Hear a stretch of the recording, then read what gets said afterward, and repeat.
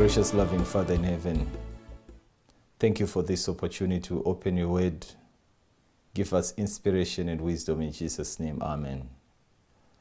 Greetings and blessings to you, brothers and sisters, colleagues and friends all over the world. I want to welcome you. My name is KUDZAI, CHIGOGORA. As always, it is a privilege and joy that we can come together. And today I just want to focus on this subject, very important and very dear to my heart. Why am I a Seventh-day Adventist? What do a Seventh-day Adventist believe? Very important question, my brothers and sisters. People have several reasons why they belong to a certain church. If you ask them, they will tell you many things. But sometimes we assume some of the reasons why people could be Seventh-day Adventists. Now, let me tell you the reason why I'm a Seventh-day Adventist. Now, I'm a Seventh-day Adventist not because my father was a Seventh-day Adventist. In fact, I've actually realized that most of my brothers and sisters, they've actually left the church. They've actually gone into the world. They've decided to join other churches. Some of them have become Pentecostal. Some of them have become what and what, all kinds of churches. Being born by Adventist parents does not make you an Adventist. In fact, in Christianity, we are not born Christians. We are born again to become Christians. That's why John chapter 3, verse 3, the Bible says, Jesus answered and said unto him, Verily, verily, I say unto thee, except a man be born again, he cannot see the kingdom of heaven. Verse 5, the Bible says, Jesus answered, Verily, verily, I say unto thee, except a man be born of water and of spirit, he cannot enter into the kingdom of heaven. Therefore, we need to be born again. Until and unless we are born again, we can never be Christian. In fact, you realize that, Adventist parents, it's not an automatic thing that they will have Adventist children. Think of the story of Adam. He was a Christian. Adam, he was a faithful man. His children, Cain and Abel, one of them was a Satanist called Cain. So as an Adventist father, you can also have children who can actually become Satanists. This is exactly what it happened. Unless they have made a decision for themselves to be Seventh-day Adventists, they may not actually be Seventh-day Adventists because they cannot inherit Seventh-day Adventists. In fact, Christianity is not by inheritance. That's why Paul says to the Jews in the book of Romans chapter 2, verse 28, For he is not a Jew which is one outwardly, neither is he that circumcision which is outward in the flesh, but he is a Jew which is one inwardly, and circumcision is that of the heart in the spirit and not in the letter, whose praise is not of men but of God. So you could be born a Jew, descendant of Abraham, but that does not qualify you to be a Jew. You could be born by Adventist parents, but that does not qualify you to be an Adventist. Today, there are many people who profess to be Seventh-day Adventists or who claim to be Seventh-day Adventists who are not Seventh-day Adventists. They are on church records. They were married by Seventh-day Adventist husbands or Seventh-day Adventist wives. They are not Seventh-day Adventists. They have been raised by Adventist parents and they go to church regularly, but they are not Seventh-day Adventists. Now, John puts it very well in the book of Luke chapter 3, verse 7. He says, Then said he to the multitude that came forth to be baptized of him, O generation of vipers, who has warned you to flee from the wrath to come, bring forth fruits worthy of repentance, and begin not to say within yourself, We have Abraham as our father. For I say unto thee that God is able of these stones to raise up children unto Abraham. So God is saying, I could actually have believers from the stones. John is saying, being of the descent of Abraham does not make you to be a Jew. Being of a descendant of Abraham does not bring salvation to you. You need repentance. You need to be born again. And when you go to verse 9 of Luke chapter 3, the Bible makes it very clear that, if you do not produce fruits, then the axe is laid on every root. Now people will ask a question, then what should we do? John says to them on verse 11, He answered and said unto them, He that has two coats, let him impart to him that has one, and he that has meat, let him do likewise. What is John saying to the Israelites? He is saying to them, being an Israelite is your lifestyle. Same applies to be an Adventist. To be an Adventist is not by name. I don't need to tell people I'm a Seventh-day Adventist.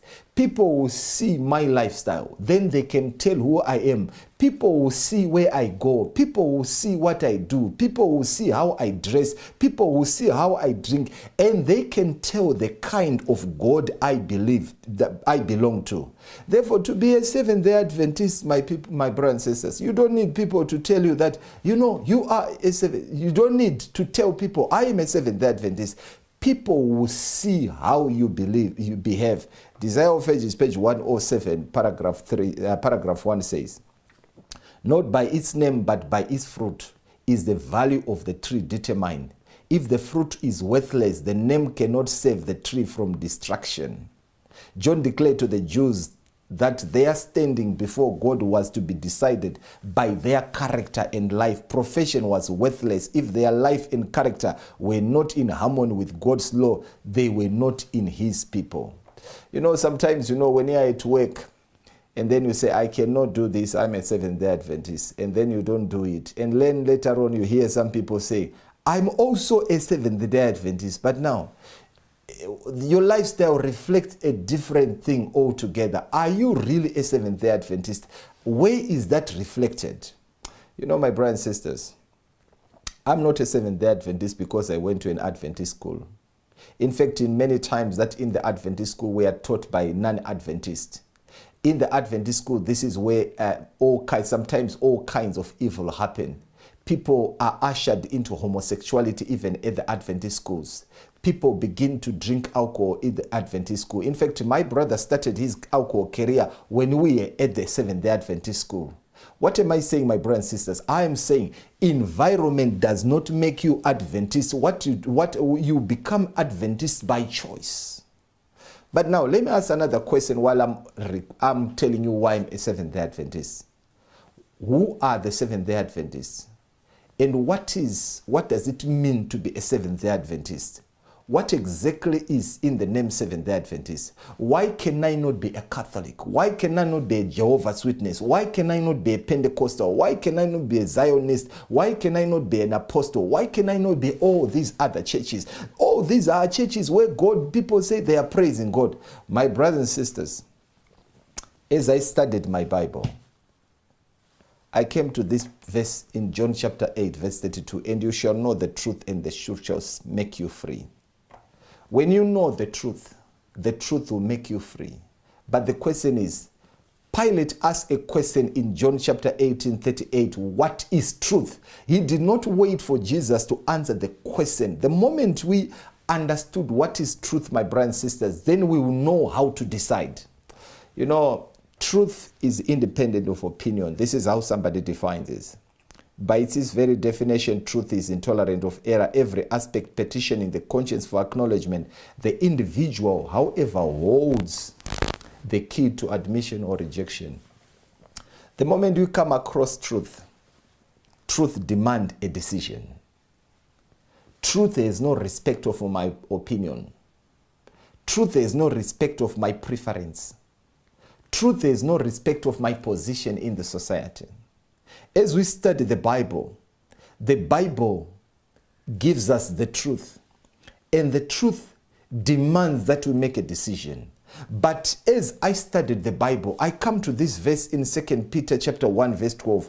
Wherefore I will not be negligent to put you always in remembrance of these things, though you know them, and be established in the present truth. So there is an aspect which is presented here. Be established in the present truth. Now, what is the present truth? This is the most interesting question, especially among the Seventh-day Adventists. There's a program which we are doing on radio. Some of you may know. We are doing a program called The Great Controversy in the Present Truth, where we deliver the present truth to people. Now, the question is, what is the present truth? Early writings, page 63, say, there are many precious truths contained in the Word of God, but it is the present truth that the flock needs now. I've seen the danger of the messengers running off from the important points of present truth to dwell upon subjects that are not calculated to unite the flock and sanctify the soul. Satan will here take every possible advantage to injure the cause. So not everything in the Bible is the present truth. There are some people who say Jesus is the present truth. No, Jesus is the author of the Bible. He's the author of the truth. Yes, I know what you are saying. But I'm saying not everything contained in the Bible is present truth. That's why the writer said there are many precious truths contained in the Word of God. Some of it is a precious truth. You will not get present truth from Catholics. You will not get present truth from Methodists. You will not get present truth from Pentecostals. You will not get present truth from Zionists. You will not get present truth from all these other churches, for they don't understand the present truth. This is what made me to make this decision, my brothers and sisters. I've associated with the Catholics. I've associated with Methodists. I've tried to understand their beliefs. I've studied with the Pentecostals. I've studied with the watchtowers. But my brothers and sisters, inspiration says, this is very important, but such subject is the sanctuary. Now, where do we see the sanctuary in the Bible? We see the sanctuary in the book of Daniel chapter 8. We also see the sanctuary in the book of Revelation chapter 14. It says, in connection with the 2,300 days, the commandments of God and the faith of Jesus are perfectly calculated to explain the past Advent movement and show what our present position is, establish the faith of the doubting, and give certainty to the glorious future. These I have frequently seen were the principal subject on which the messengers should dwell. So the moment we talk about the sanctuary message, we are talking about our relationship with Jesus Christ. We are talking about the mission of Jesus Christ in heaven, representing us before the Father. We are also talking about the message of judgment, because judgment takes place in the sanctuary. We are also talking about the message of the law. The law is the standard of judgment. Therefore, there are many people in the Adventists today, in the Adventist church, who are not actually Seventh-day Adventists, because to be a Seventh-day Adventist simply means to believe the present truth. The question is, are you a Seventh-day Adventist? Do you believe in the present truth? If you do not believe in the present truth, it's said to say you are not a Seventh-day Adventist. You are a church attender. You just come to church, but in you there is no trace of what it means to be a Seventh-day Adventist. Because what it means to be a Seventh-day Adventist, it means somebody who believes in the present truth, the 2,300 days, the sanctuary message, the health message, correct understanding of the state of the dead, living in expectation of the second coming of Jesus Christ, abiding by the fourth commandment, keeping the seventh-day Sabbath. Not only that, but believing in the totality of the commandments of God. But now, many of us are very faithful to go to church on Sabbath. Sad to say, we are not Seventh-day Adventists because we don't believe in the present truth. But now, who then is the Seventh-day Adventist? You know, I like this quotation from Testimonies, volume 7, page 138. Seventh-day Adventists have been chosen by God as a peculiar people, separate from the world by great cleaver of truth. He has cut them out of the quarry of the world and brought them into connection with himself. He has made them his representatives, and he has called them to be ambassadors for him in the last work of salvation. So God has separated them from the world by the mighty cleaver of truth. And the mighty cleaver of truth is that which we see in the first, the second, and the third angel. And we have spoken a bit about verse 7. We say, fear God and give glory to him, which God, the one who created heaven and earth. For the hour of his judgment has come. Where is judgment taking place?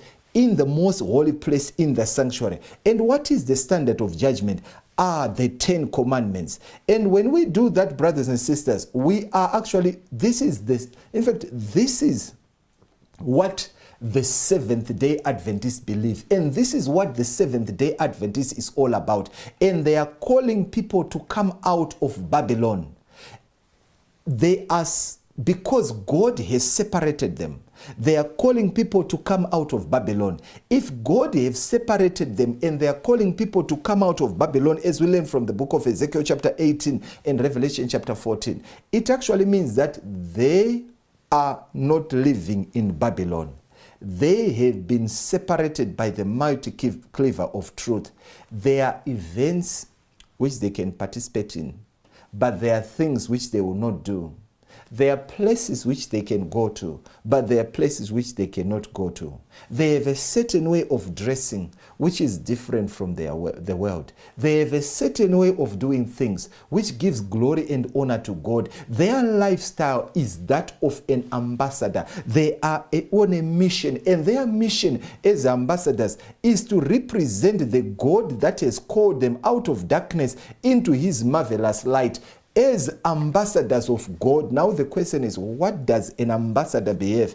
2 Corinthians chapter 5 verse 20, Paul says, we are ambassadors of Christ. So the question is, how do we behave as ambassadors of Christ? How do we eat as ambassadors of Christ? Where do we stay as ambassadors of Christ? What is our expectation as ambassadors of Christ? I like what it says in the book Testimonies, volume 5, page 455, paragraph 2. It says, God has called his church in this day, as he called ancient Israel to stand as a light in the earth. By the mighty cleaver of truth, the messages of the first, second, and third angel, he has separated them from the world, from the churches and from the world, to bring them into a sacred nearness of himself.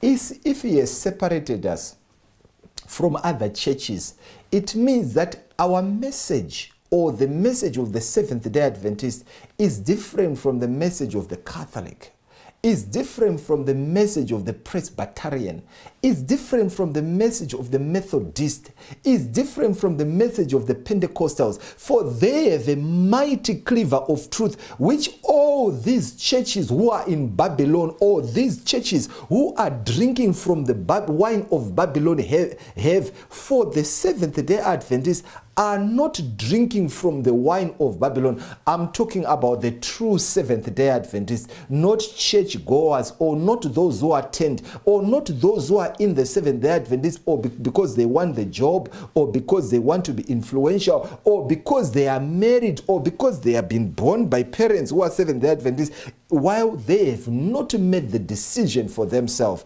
Now it says he has made them depositories of his law, and has committed to them the great truth of the prophets of this time, like the holy oracles committed to ancient Israel. These are the sacred truth to be communicated to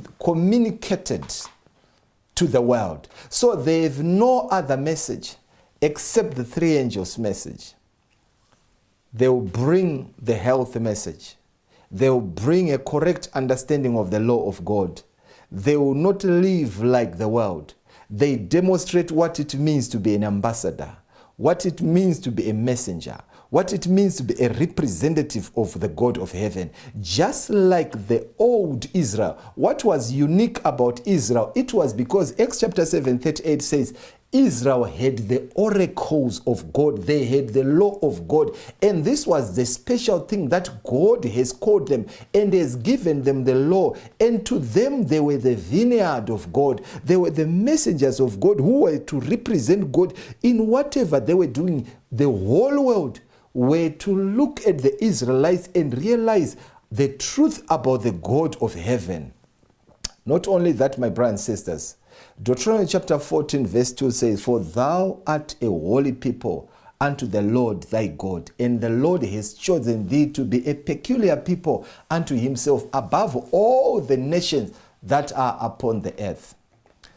If God has called me to be a peculiar person, therefore it means I have the unique position. The way how God called Israel and he made them peculiar, he has called me today as a Seventh-day Adventist. He has called you today as a Seventh-day Adventist to be a peculiar person. There are parties that you never step your foot on. There are weddings that you may not go, especially the weddings on Sabbath. There are concerts that you never step your foot in because you cannot go there as a Seventh-day Adventist. There are places, brothers and sisters, it doesn't matter. You cannot go as a child of God. Your foot cannot be found in those places. The moment when a Seventh-day Adventist becomes like anyone else, he has lost his peculiarity. he has lost his call. He has lost his mandate. He has missed the mark. Remember 1 Peter chapter 2 verse 9. You are a royal priesthood, called out of darkness into the marvelous light of God to demonstrate the truth of God. But now the question is, what is my mission as a child of God? What is my mission as a Seventh-day Adventist? It says the church of God, the church is God's appointed agents for the salvation of men. It was organized for service, and its mission is to carry the gospel to the world. From the beginning, it has been God's plan that through his church shall be reflected to the world his fullness and his sufficiency. So the church will rise from strength to strength, from glory to glory, until the full truth of God has been reflected to the world. It says the members of the church, those whom he has called out of darkness into his marvelous light, are to show forth his glory. The church is the repository of the riches of the grace of Christ, and through the church will eventually be made manifest even to the principalities and powers in heavenly places, the final full display of the love of God. In other words, God will refine his church. God will purify his church. And this church will reflect the full glory of God. Why am I Seventh-day Adventist? There is no other better place I could be except being a Seventh-day Adventist. God only will have one church, and that's the Seventh-day Adventist. God has only one truth, and that truth is kept within the Seventh-day Adventist. It actually defines what it means to be a Christian, to live by the truth of God. And if I am to be a child of God, or if I'm to be a child of God, I cannot do anything contrary to it. Thus says the Lord. When the Lord has spoken as a child of God, I ought to listen. I searched the scripture. I found the truth, and I've decided to keep this truth. But there is something which is very unique about the Seventh-day Adventists, which makes them to be totally and completely different from a Methodist, from a Pentecostal, from a Catholic, from any other denomination. It's very unique and it's totally different. Spiritual Gifts, page 54, paragraph 4, it says, the name Seventh-day Adventist is a standing rebuke to the Protestant world. Here is the line of distinction between the worshippers of God and those who worship the beast and receive his mark. The line of demarcation, the line of distinction is on the name Seventh-day Adventist. The Seventh-day Adventists, they keep the commandments of God. Those who have rejected this truth, they will worship the beast and they will receive his mark and his image. This is the dividing point. And as we come to the end, the final test for the children of God will be on the National Sunday Law, which is the mark of the beast. And this is the dividing point. Therefore, my brothers and sisters, I cannot be in any other church except to be a Seventh-day Adventist. It says, the great conflict is between the commandments of God and the requirements of the beast. It is because the saints are keeping all 10 commandments that the dragon makes war upon them. And if they will lower the standard and yield the peculiarities of their faith, the dragon will be at peace. Therefore, we need to make a choice. Should we be at peace with the dragon, or should we be at war with the dragon? When you study the book of Revelation chapter 14, verse 13, verse 12 says, here is the patience of the saints. Here are they that keep the commandments of God and have the faith of Jesus. I belong to God. I believe in the God of heaven. There is no other place I can go except to be in the Seventh-day Adventist, or to be a Seventh-day Adventist. Now it says, the name Seventh-day Adventist carries the true features of our faith in front and will convict the inquiring mind. Like an arrow from the Lord's quiver, it will wound the transgressor of God's law, and will lead to repentance towards God and faith in our Lord Jesus Christ. How will this happen? Because the moment you say seventh, you are saying God has created the world in 6 days and rested on the Sabbath day. The moment you say Adventist, you are saying God is coming again, and he will come again to take those who have done his will. He will come again when, and the decision about those who have done his will takes place in the most holy place, in the sanctuary, and this is judgment, and the standard of judgment is the law of God. This is such a special name. This is such a special people. And you find that, Jesus was a Seventh-day Adventist. We are told this is actually manuscript. This is it says that's 1901 paragraph 2. That's letter 51. It says Christ was a Seventh-day Adventist in all intents and purpose. It was he who called Moses into the mount and gave him the instruction for his people. The Lord come down upon Mount Sinai on top of the mount, and the Lord called Moses up to the top of the mount, and Moses went up, and the Lord said unto Moses, go down, charge thy people, lest they break through unto the Lord to gaze, and many of them perish. Christ was a Seventh-day Adventist to all intents and purpose. If Jesus was a Seventh-day Adventist, then what can I become if I'm to follow in the footsteps of Jesus Christ? I have no other better option. But what is the mission? What was the mission of Jesus Christ? Luke chapter 19 verse 10, the mission of Jesus Christ was to seek and to save the lost. Therefore, that actually defines my mission.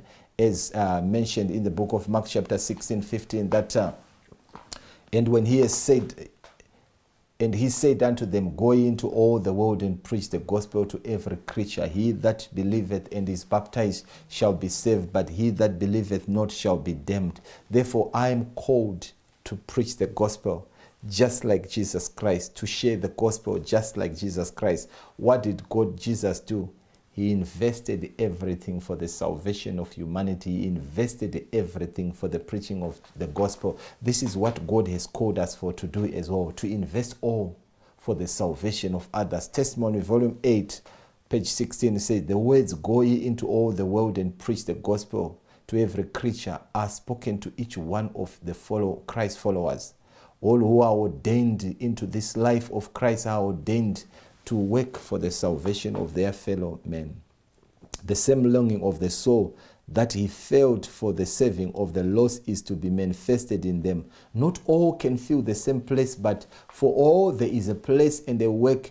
All upon whom God's blessing have been bestowed are to respond by actual service. Every gift is to be employed to the advancement of the kingdom of God. Therefore, to be a Seventh-day Adventist is to live for the gospel, to live by the gospel, to be an ambassador. You can only be a Seventh-day Adventist by conversion. In fact, if you are to be a Christian, you are to be born again. So what are you? I am a Seventh-day Adventist because God has called me for this special mission to represent him. In other words, we are ambassadors for Christ in this world. As ambassadors for Christ in this world, God has called us to represent him in whatever form, in whatever we will be doing. We are to give glory and honor to God. What is your religion? Who has called you? What are you representing? God only has one church. And the church of God, as depicted by the Bible, is the church that abides by the truth of God. And God is calling us to this truth, which is the truth, which is the absolute truth. And when we keep this truth, we will all become Seventh-day Adventists. Shall we pray? Thank you, Father. Blessed be your name. Give us grace, Lord, to be true Seventh-day Adventists, waiting for your soon coming, being ambassadors in this cruel world, carrying your mission, seeking and saving the lost with all the gifts that you have given us. Bless us, we beseech you in Jesus' name. Amen. God bless you. I look forward to see you in the next edition pertaining this presentation. Until then, God bless you. Let me hear your thoughts and your comment. Don't forget to share the message. And don't forget to subscribe if you have not done so.